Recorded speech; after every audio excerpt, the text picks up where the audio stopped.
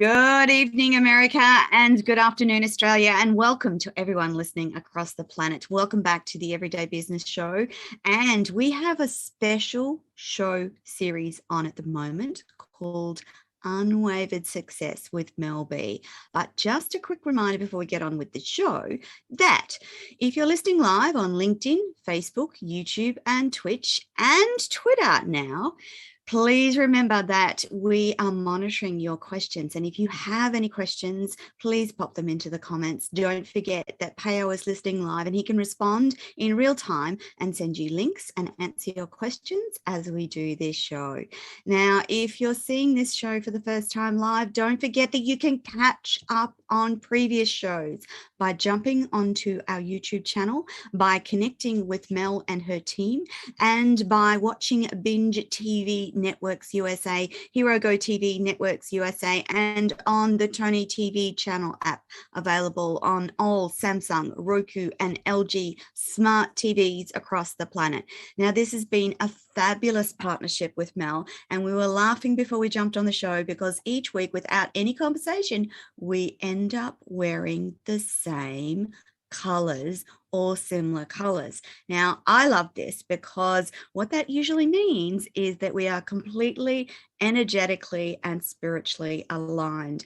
And it's my great privilege to work with Mell B. But before we get on with the show, I quickly want to tell you about Mell B, who is considered a change maker for the super conscious transformation of human beings across the planet. She is our in-demand coach, executive mentor, and she's changing and transforming lives across the planet as we speak.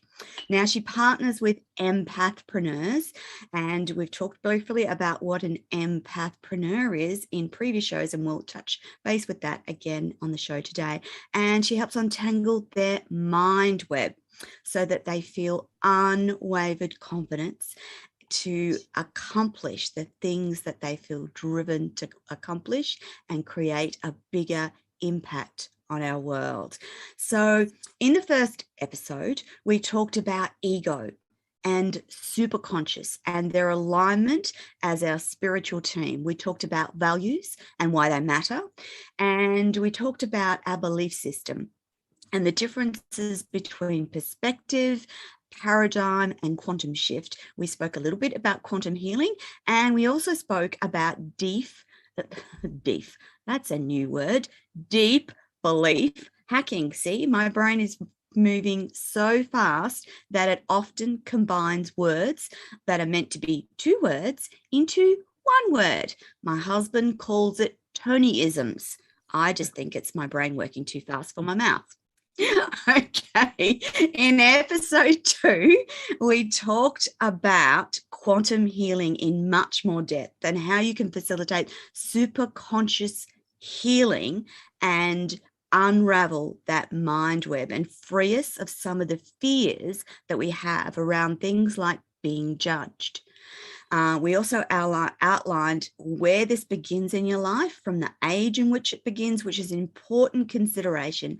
And today's show, we're going to continue and talk about how healing works, manifestation, and the universal laws. Now, as regular listeners of the show, you will know that this is my favorite space to talk about. And the fact that I get to talk with Mell B on this subject is amazing. So good afternoon, Mell. Welcome back to the show. How are you, my dear? I know you're busy. Last night, she was so busy coaching people across the planet that she struggled to get our talking points to us today so that we have the show on the same track. But I'm so glad that she does what she does, because that means that she's on her own life path and creating the impact that she knows she was always meant to create.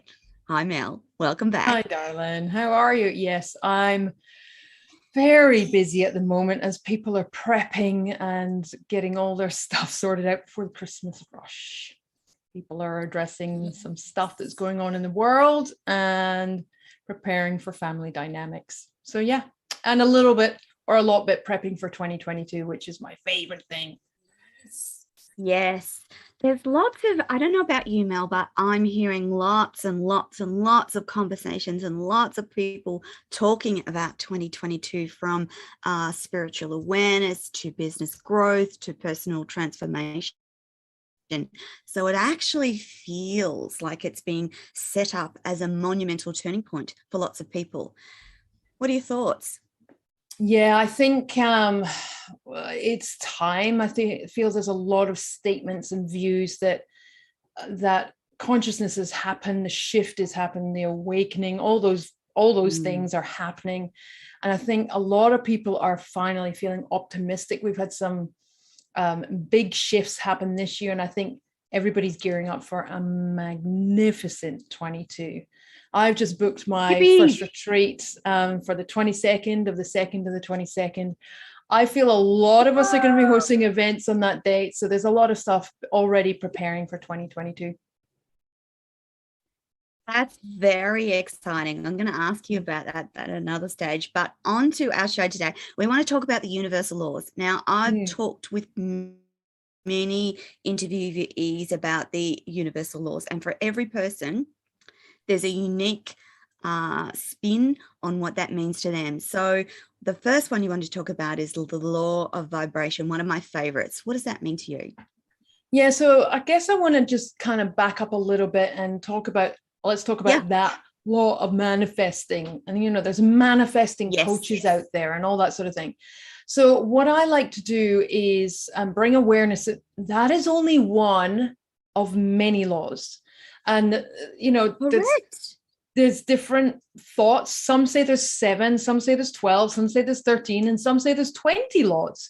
Whatever there is, there's stuff happening beyond our awareness. And the easiest way I help people to kind of grasp some of this stuff, which apparently is woo-woo, is gravity. We have no... there's a book. There's a book called The Magic of Woo-Woo. And every time you say woo-woo, that makes me think it's even more magical than I first thought. Sorry, I like back to the law of manifestation.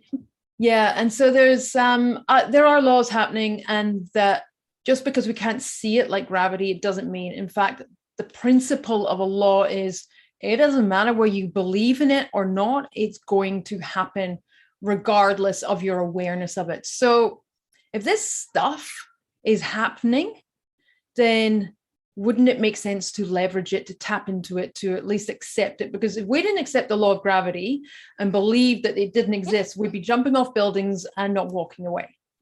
So we need to kind of adjust the belief that just because all of science hasn't proven it in a way that it's tangible, although that's coming, and it is, the studies are showing it, but it's not tangible enough for many.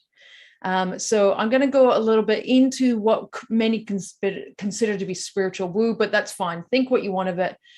It works for me, so I'm happy to share my views. It works for me too. A lot of things I want to talk about you. I guess the first one that I want to share, and these are like the 3 most popular ones that I bring into my coaching, I share with my clients. So the first one is law of vibration. So that is, I guess, the view that there's a single consciousness, or the other name for it is law of oneness, which is that all things manifest regardless of your spirituality. And we share a universe, and we give off a frequency, a vibration, and that is repelled, attracts, draws in, all of those magnetic kind of terms, and we align with. So think of the old-fashioned dials on a radio. Some of our millennials might not even know what that means, but we would tune into a frequency. And when we adjust our frequency, we are tuning into different people, different things. All objects give off a frequency. And when we accept that, they do. Life gets a whole lot easier. So the easiest way of measuring, or I guess tangibly explaining, and this is where I laugh about this disparity between science and holistic, is MRI scanners. Like, you can't get more scientific than an MRI scanner. And what it does is it kind of sends, I think it's radio waves. I'll probably be corrected by the scientists, but I think it's something like radio waves.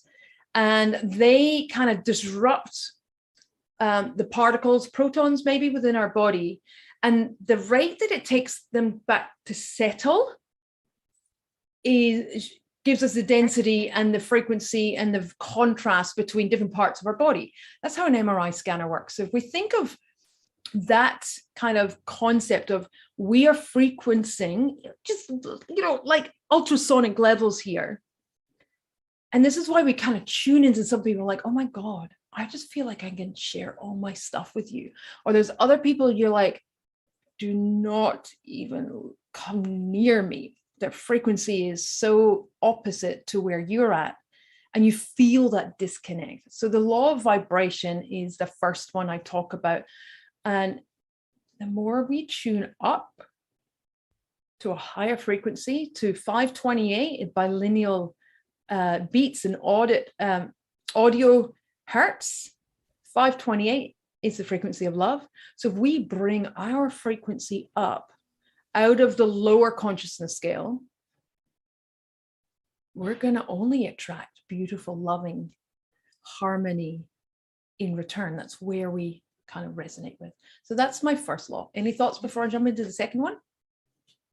Oh no, it's my favorite actually, the law of vibration and energy and how it interacts and how it attracts. It's fabulous stuff. The next one though, perpetual energy, is also fantastic. Mel, tell us about perpetual energy. I've just thought of beside the obvious. Yes, I've just thought of a really beautiful one to explain our law of vibrations. We are tuned in by the same colors. It's just like, are you serious? You've done it again. That's us tuning into the same frequency. So that's a beautiful example. Some might call it, what's the word I'm looking for? A coincidence. It's actually tuning in frequency. Or synchronicity, but there's no discussion between Mel and I about today what we were going to wear. We've just instinctively worn the same thing, and it gives me goosebumps, quite frankly, to know that. And it happens a lot when Mel and I are working together, and that's a beautiful thing. Like, if you can live your life in that space all the time, and Mel can help you do that, that's where you want to be living. So kind of fun as well. I guess that's energy. That's the magic of life. It's the magic. It's like, oh my God, that happened again. That's so cool. Okay, perpetual energy, and that is the I guess the law that energy doesn't die. It transmutes, it shifts, it changes. It can change form, but it doesn't die. It doesn't stop. It's constant. It's kind of always around us. So let me explain transforming versus transmuting. So a transformation is something like losing weight or changing our hair. It's something external from ourselves. So it's taking it from one state and making some alterations, and then you get something else. And usually we perceive it to be as a more helpful transformation, usually means something better. Transmutation is when it takes one substance and it's changed entirely to be another. So I kind of like this one because it's kind of like sparkly. A common known of substance is carbon. So pure carbon, diamonds. And if we add another ingredient, such as limestone, we get a complete contrast, which is chalk. Some would say it's transmuted, but it's actually transformed. It's transformed, but it's actually transmuted into a completely different substance. Another way is static electricity, which is a little bit more, it changes into those sparks. And it's only transmuted to a zap when it comes in contact with a certain source or substance that makes us, and often us, makes it become a different form of energy. And so when we have these different kind of wave frequencies from humans, we can feel and experience different emotions. And we know that we have different emotions, different parts of our brains light up, the MRI scanner again. And so that brain is then giving off different frequencies because the brain is showing up different parts of our brain lighting up. So that transmutation of a thought and firing neurons in our brain then expresses through energy.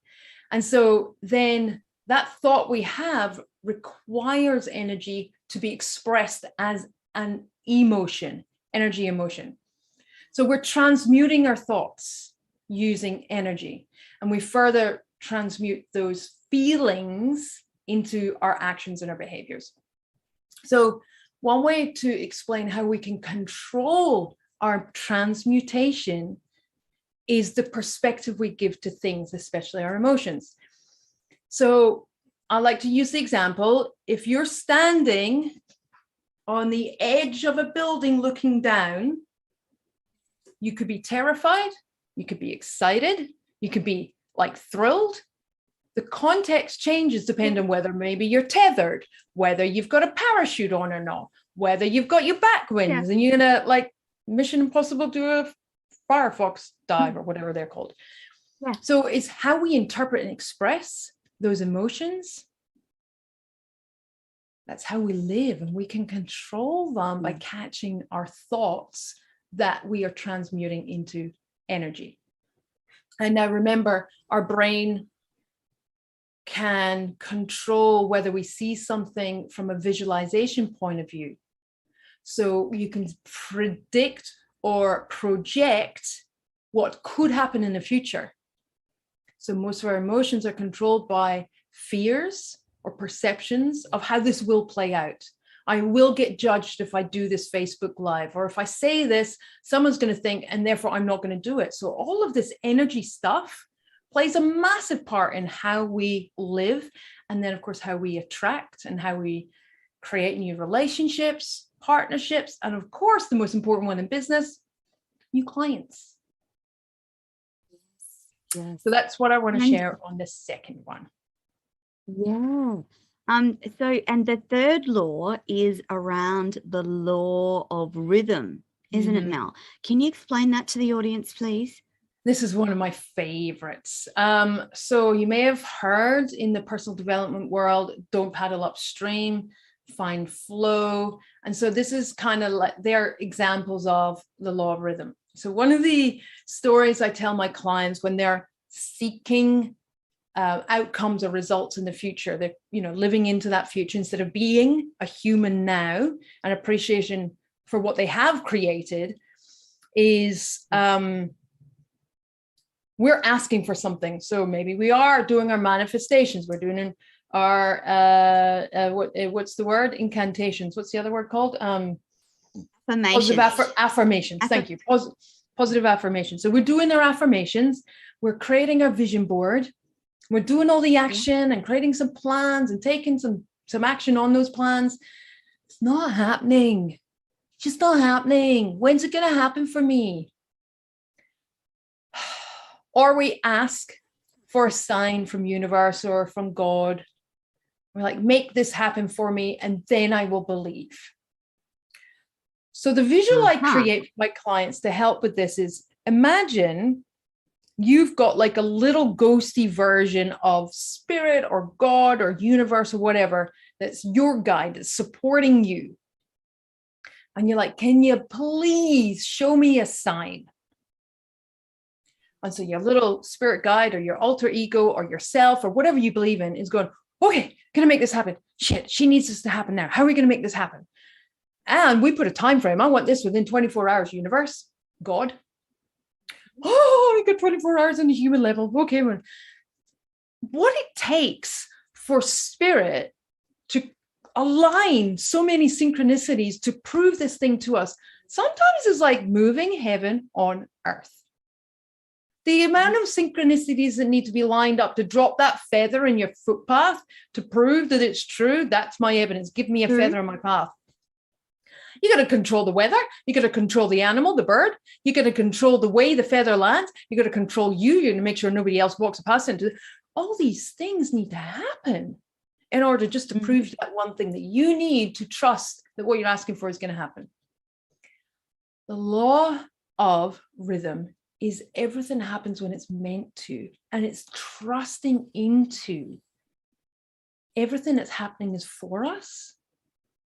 everything that is lining sliding doors in the background all needs to happen for us to be ready to happen. Yeah, for us to do what we're meant to do when it's supposed to happen, because it's not just us. I want more clients, I want more money. Well, what does that mean for the other person who's going to be your client? Maybe they got to line some ducks up first in order for them to be ready to hear the message that you want to share or to receive the coaching that you offer. There's so much to the law of rhythm, and we kind of forget to be present and open and let it come when it's meant to come, when it's divine timing. I struggle with the word divine, but universal timing. Yes, and so it's better, not isn't it? upstream. Universal timing is better. Yeah, and not paddling upstream and trusting that it's going to come to us in the positive flow when you step into the being in positive flow. So that's my kind of take on the law of rhythm.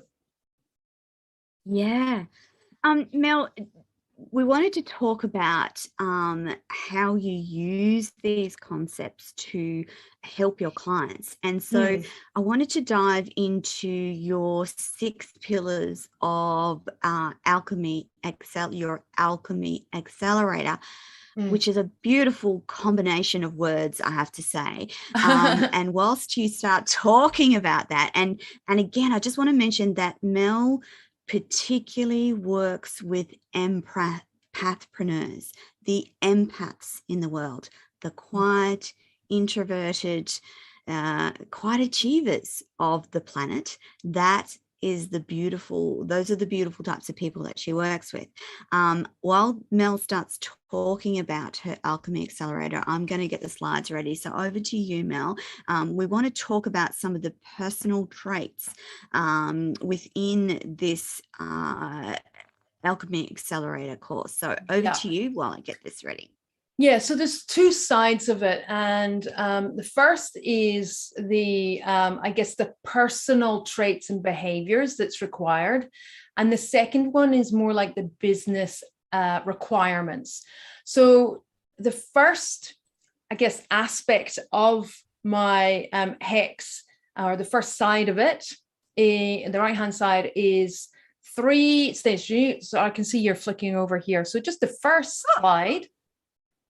So we've got 6 aspects. So you can drop down now to the first slide. So I'm looking away from the camera for a second while I'm watching to see what you're doing. So you can drop into the next slide.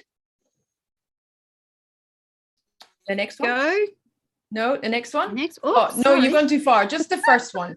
We just want the first one, which is clarity. So clarity is... And that's what I was looking for.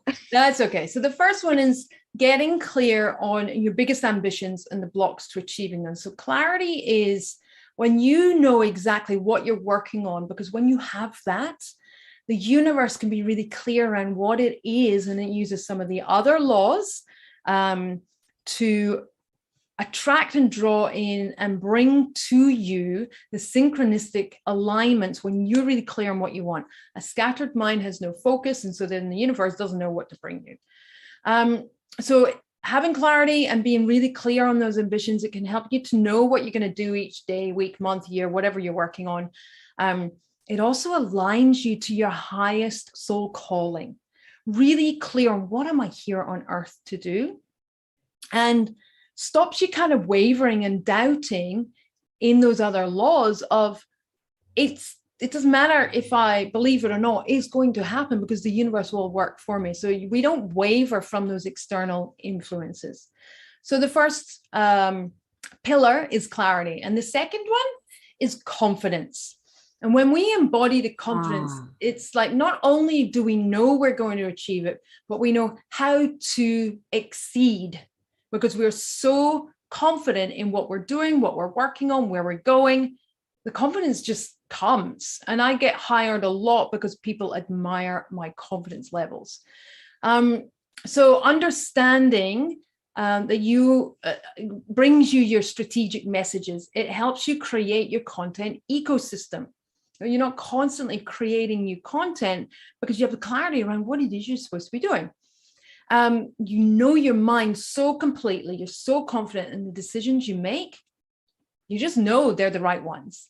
And then the last and most important thing for empaths is knowing when to say no. You've got the clarity and the confidence to say no because it doesn't align, it causes confusion with what you're working towards. So the third one is commitment. Mel, yeah. Were you always as confident as you are now? Was it a learning journey for you around confidence? Okay, so thank you. A little story here. You can drop it back to the visual to me for a second, because nobody wants to just look at an empty slide. So just pop back to me. I did not always be this confident. As a young girl, I was bullied in the schoolyard. I was, as we've talked about before, sexually abused. I was somewhere between a completely broken, lost child to being an angry human. And of course, I understand all of that. So I would kind of like repel low vibration because I was so self-loathing of myself and my life. I was not confident. And it took until, well, I was raped when I was 18. So it was after that. So the confidence probably kicked in, actually, truthfully, probably around that time or during the rape when I said, no more am I going to be a victim to what's happening to me. Now I see that it's happened for me, which is that's like a whole quantum shift. And I think the confidence truly started 6 weeks ago. Probably when I started my self-development journey, and through there I've increased my knowledge of myself, about having clarity that I was meant to be a coach and a healer. Those two massive transitions and those paradigm shifts, they created massive amounts of confidence and complete fulfillment about who I am and what I'm here to do. So the confidence, I guess we're always growing in confidence, really, but no, I was not. Even my 30s, early 30s, I was still a bit. Yeah, I have a bit of a theory about women in their 30s. It's a very, I think that my 30s were possibly some of the most difficult years of my life. And for many women, entering the 30s is challenging, full stop. And then there's wisdom that comes in your 40s, 50s and 60s. It's really a beautiful part and time of a woman's life. So Mel, what happens when we don't balance these pillars? Oh, we're not finished yet. So if you drop back to commitment slide. Yes. We're not ready to balance yet. No, we got a bit to go. So when you've got that commitment, you are feeling the energy and enthusiasm each day to fulfill yourself. So you're committed to doing what you're here to do. You're consistently showing up the way you're supposed to. You're not hustling. You don't need a hustle. You remove all the hustle and the juggling. So that's the three personal traits. And then we move round to the other side. And the first one is influence. I'll just check you're with me on the slides there. Influence is the next one. Yeah, beautiful. And this is when you take those three traits and you show up and you share your message so that you can reach those clients, to stand up for what you believe in the world. It's not about being an influencer. It's about being influential with your clients, with your social networks, wherever you show up in the world. People know what you're about and what you stand for, and they also know what you stand against. You transition into the change makers and the thought leaders and making a difference in the world at a bigger level beyond just where we start with. We're not afraid of being recognized. We're not afraid of PR. We're not afraid of being rewarded or understood for all of the work that we're doing in the world. So that's influence. Then that succinctly leads into the fifth pillar, which is income. So when we've addressed all of this blocks to these other areas, the income starts to flow. We're more in line into law of reciprocity. And our earning potential goes up as our frequency goes up. So it all connects to our BS, our belief system. So we're comfortable with charging what we're worth. We're comfortable with charging all the skills, the knowledge, as you mentioned, the wisdom that we're bringing to life. Because there's effort that we have learned, that we have gone through, the experiences we've lived through in order to support others from our insights. We also then feel, I guess, comfortable being financially independent. We don't rely on others to make decisions for us and what we need to do with our income, that financial independence. And we also don't compare ourselves to others.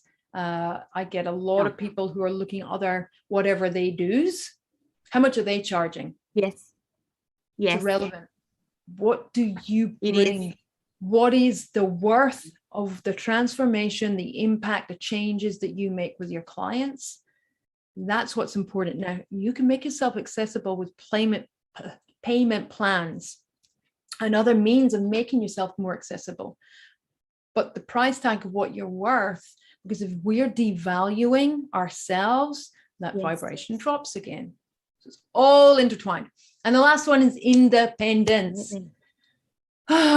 When you have all of the others. Apologies. That's okay. So you have the wisdom to avoid procrastination and distraction, and you not listen to the outside influences to inform. You can use it to guide, but it doesn't make your decisions for you.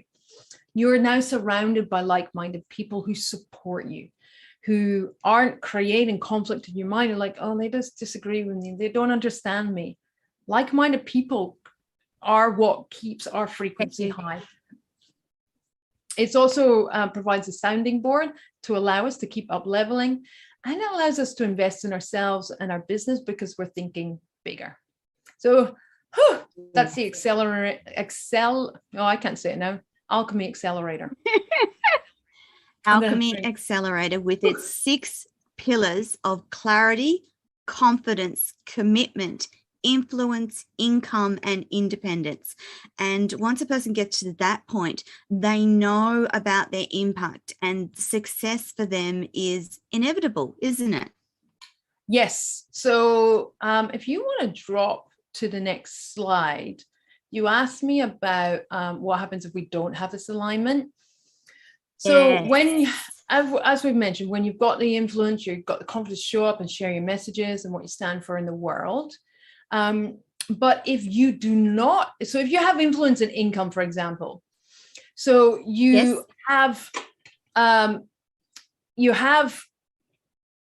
soul alignment, you have personal mastery and you have intuition, so you've got the income coming in, but you're not necessarily got the soul fulfillment. And you can drop to the next slide. I think I created this. So you don't have the soul fulfillment and the life balance that's required, which I term as a wealthy workaholic.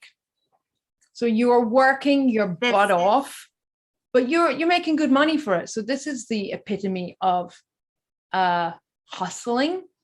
Where's the soul fulfillment? Because you're not trusting yourself or your intuition.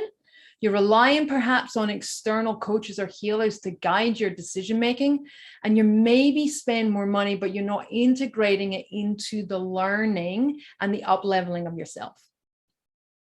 So the next, I guess, if you have income and independence, but you're not making enough impact or reach on the world, you become a rich nomad. And a rich nomad is not comfortable with being influential.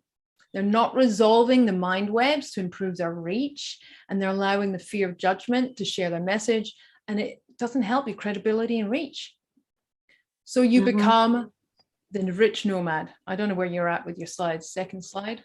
It's coming. Right. And so the next category is if you have independence and you are influencing, but you don't have the income, then that equals a broke influence. So you're financially stressed or restricted.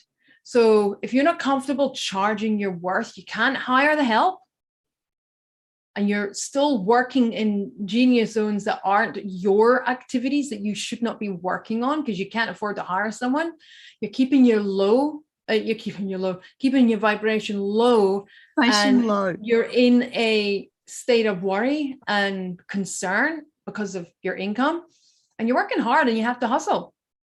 No one wants to Yeah. hustle. I don't believe anybody wants to hustle. But the good thing is when you have all of these areas, all three of behaviors and all three of your responsibilities, you reach into the final slide, which is making an impact. You know the right actions, you're driven by your inner wisdom, you know the greater impact, and you know it's destined to be inevitable. So that's my 6 pillars, and what happens if you don't use them all properly. And if they're not balanced, you don't get this same outcome. And this outcome, or if that's the right word, is actually available and achievable by all humans, isn't it? Yeah, we're all capable of this. And what I often kind of consider and reflect on is we have millionaires who are unhappy. Whatever way they've come into their wealth, they're miserable. I'm sure we all know somebody who's wealthy, but is maybe angry or cynical, or they start losing it, they start sabotaging it. So we have different vibrations in the world of success. It doesn't mean they're personally happy with what they're doing. The study from the nurse, and her name, come to me, please. The Regrets of the Dying. 5 Regrets of the Dying, I think the book is called. She did a study, and most of it is living a life on someone else's term.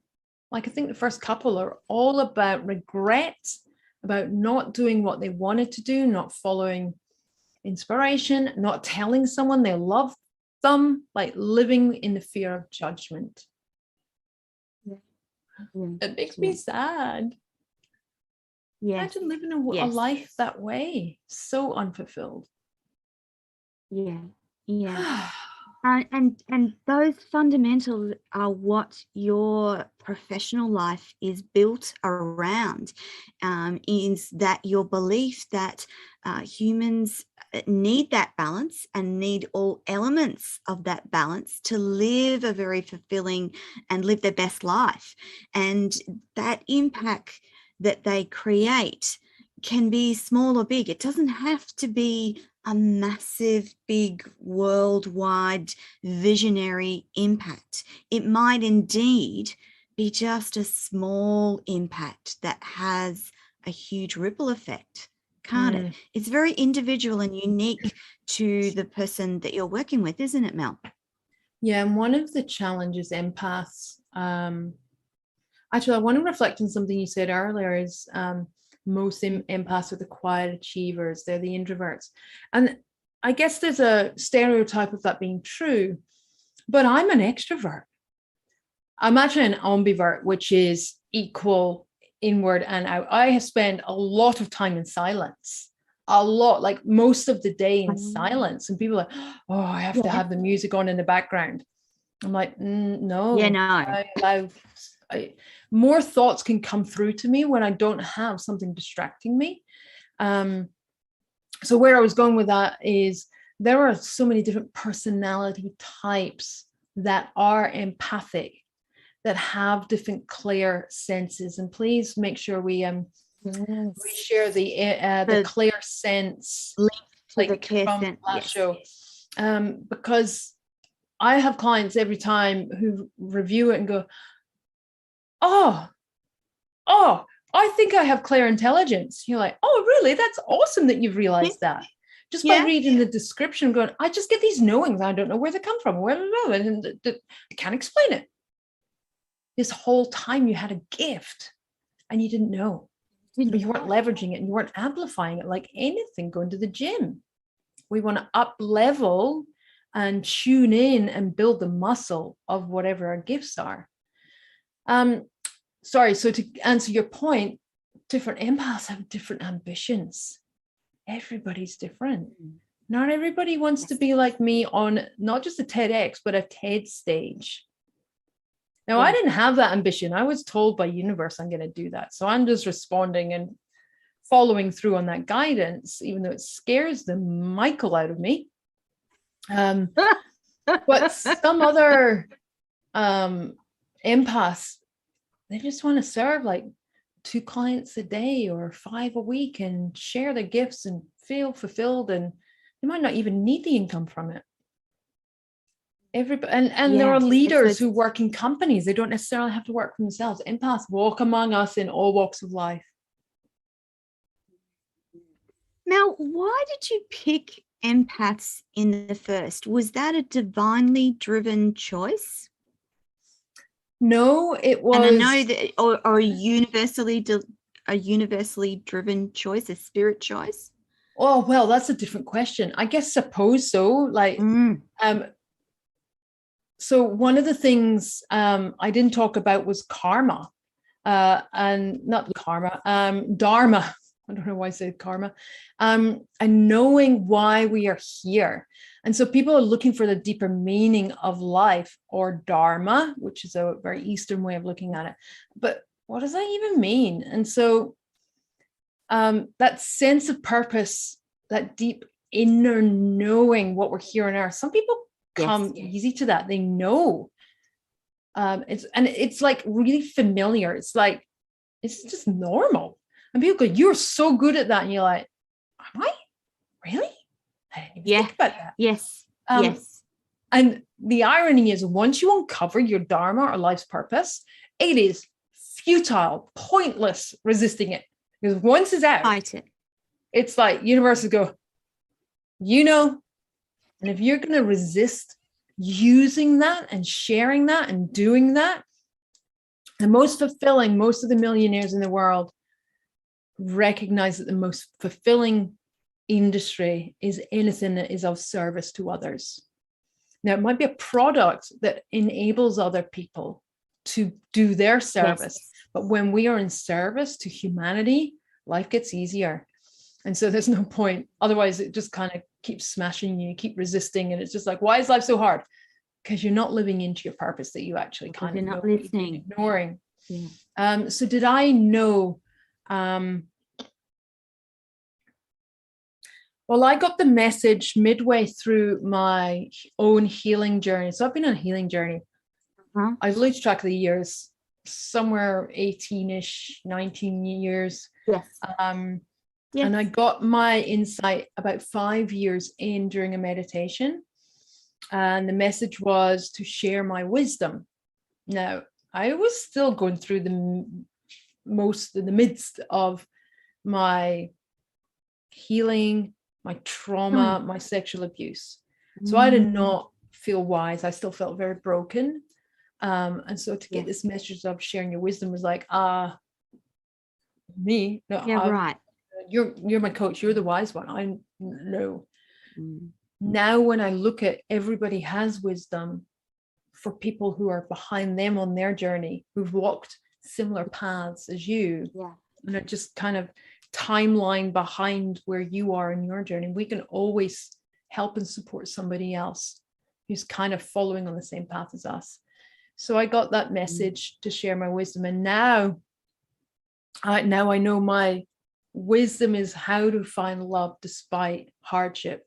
How can I love and adore men when the first 2 or 3 men, major role models in my life, completely took advantage of me as a female, me as a young woman, completely took advantage of that. Why do I still? I was a dating coach for men. I'm like a big advocate for men and the sensitivities they have. So now I know my journey is to teach how to have love, no matter what your upbringing. I don't know if that answers the question.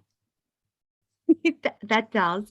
The other thing that I was going to make very clear to the audience, that the gifts, the wisdom, the knowledge that you have is very special. And so from my perspective, I can't talk about what Mel talks about in the same way that Mel does. So for people across the planet, their messages, solutions, healing, knowledge can only come from Mel. So if Mel keeps herself small and doesn't strive to make that impact, there will be people out there that never get their message because they can only hear it from Mel.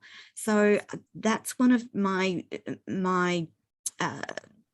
ideas around the interconnectedness of humanity, and the fact that there are many of us that are given gifts or knowledge or wisdom, and it's our job to share that and keep sharing that and keep helping other humans on their journey and path. And Mel, I had an interview earlier this morning with a gentleman talking about the rise of consciousness, and all of what you coach and mentor on is about up-leveling our lives, up-leveling our wisdom, up-leveling our knowledge, our understanding. And you've just put it into an easily understandable formula with your pillars and your programs, and that's what sits behind the Alchemy Accelerator, doesn't it? Yeah, and I guess I want to echo what you're saying is, I don't think I have answers for everyone, not at all. No, yes. I know that's not what you said, but to kind of phrase it in a different way is, there's always someone who's ready in the world to hear what you have to say. And each of us has a message. That's a better explanation. That's okay. That's meant to be heard and by you. And so what's more important is not you sharing the message, but you recognizing who are you not to share your message. Whatever hardships you've been through, there is someone else who is going through what you have gone through. And if we can serve one person. I remember reading a magazine article from Cosmo or something, when magazines were, still a thing. And I remember thinking it was about abuse. I think it was something more heavy like child trafficking. But I remember reading it very, very early on, like in my early to mid 20s, going, I want to write an article like that one day, because this has just really resonated, that there is hope. I will get through this. And I have a responsibility to share the word, that you don't have to stay here. What you've experienced in your past or what you're going through now does not define you as a person for your future. My past doesn't even equal my current. I am rather bizarrely grateful for all of my hardships. It has taught me some things that other people need to understand, not my perspective, but how I got through from a different perspective, how to help them find an alternative view of the shit that they're going through.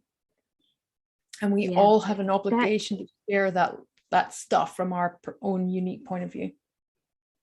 Absolutely. That point you said about hope. For myself, there were moments that were so dark and so black that all I wanted was a glimmer of hope that the next day would be better or the next year would be better. And I know from my personal perspective that drives a lot of what I do and am involved in now, because if I help people like Mel heal more people across the world and give them hope, I agree with you, Mel. There's a feeling of responsibility, like you just can't not speak out, that you just can't not help people.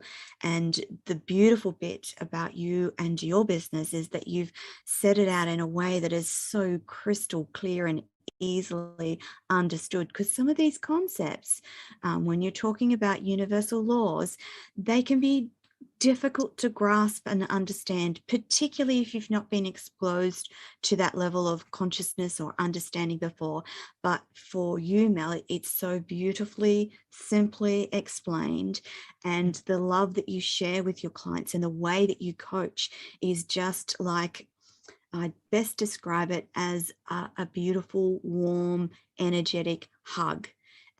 Is how you describe Mel. And that's not to say that she's not going to be tough, because I'm pretty sure you know how to be tough and challenging when you need to be. And some of us need that at times. Sometimes you need someone to give you the proverbial boot up the butt and remind you what life is about and what's important and why you need to heal and why you need to live your best life.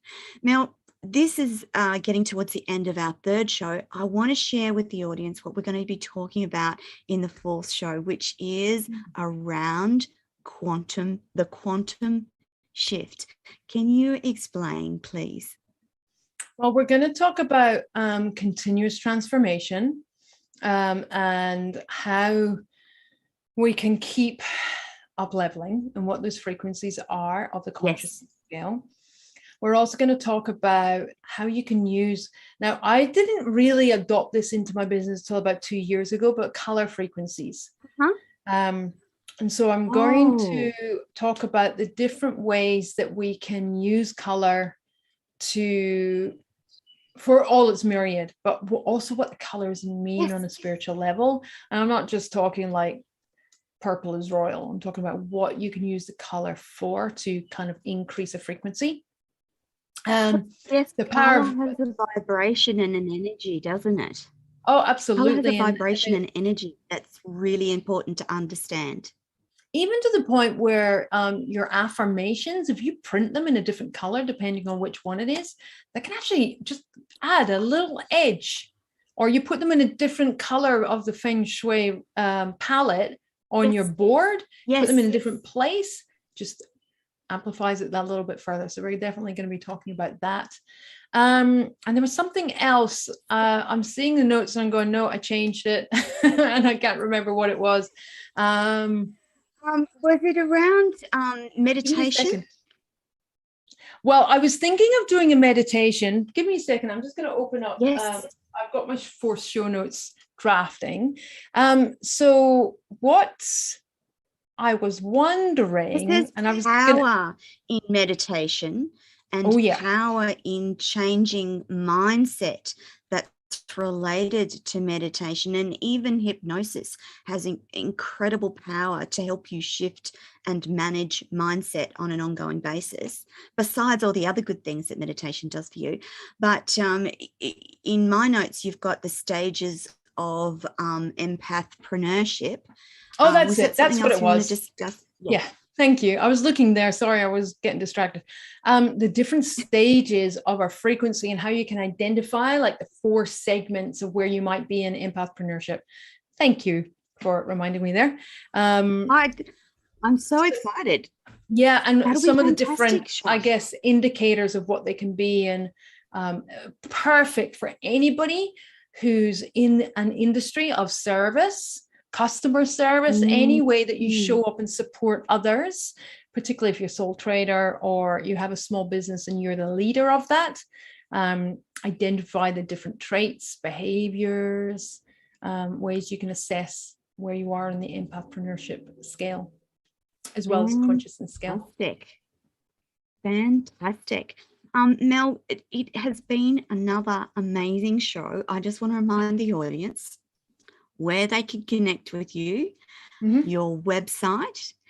And today in particular, we've talked about the Alchemy Accelerator. Now, if you're thinking that you want to level up in 2022, now's the time to connect with Mel and have a chat about what that looks like, how you help, how you mentor, and the different programs. We've just spoken about Alchemy Accelerator, but you have other programs that may be more appropriate to individuals. So how can people connect with you, Mel? Okay, so first, the Alchemy Accelerator is integrated into all of my programs on different levels. So, wow. Yeah. So it just depends on how long you want to work with someone. What is it we're working on defines which program best suits you. So there's a couple of ways you can, and my assistant will be get it right. She's probably going to be laughing at me. The best way to find anything is on my website, mellb.com. from there, you can go to resources. There's free resources on my website. There is. There's also different ways of connecting with me. So on the contact page, there's a link to all of my social channels. That's so much easier, because on my contact page, there's actually a link and it goes and you can access all of them. So much easier than me trying to remember all my different handles. Yes. Pick your genre, be it Instagram, LinkedIn, Facebook, whichever one you like. Mell has connections on there, and it's Mell B with a double L. Don't get it confused with the other Mell, because she won't help you at all. Well, sorry, she may help you, but she won't help you as much as our Mell B with a double L. So Mell with a double LB.com. Jump on and have a look. It's a beautiful website. I have to say, it's a beautiful website, and you will love poking around and exploring that website just for the information that's already on there. Now, Mell, we are out of time. I can't wait for next show, where we will talk about the quantum shift, including color frequencies, stages of empathpreneurship. It will be an amazing show, our last for 2022, and we will return in January 21. We will return in January 2022 with another amazing series from Mell B. Mell, thank you so much for being on the show. It's a divine pleasure to co-host this show with you, and I look forward to our next show next week. Thanks, Mell. Thanks. Okay, and we will see you all next week. Don't forget to tune in, and if you subscribe to YouTube, you'll get notification when we're going live with Mell B next week. So that's your lot for this week. You'll have to join us next week on Mell B and Unwavering Success. Bye for now, everyone. Bye, Mell.